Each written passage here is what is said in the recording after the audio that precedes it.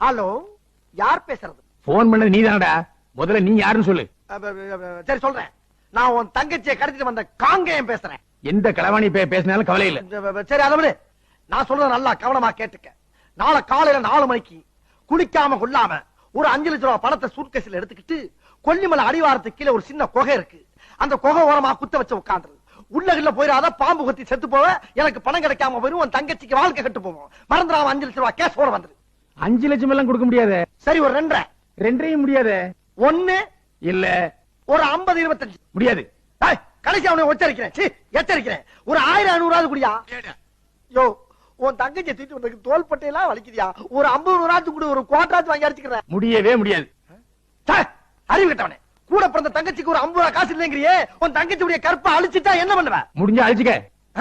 முடிஞ்சா அழிச்சுக்கிறவா. போன கிளவிடா பரதேசி. ஹலோ.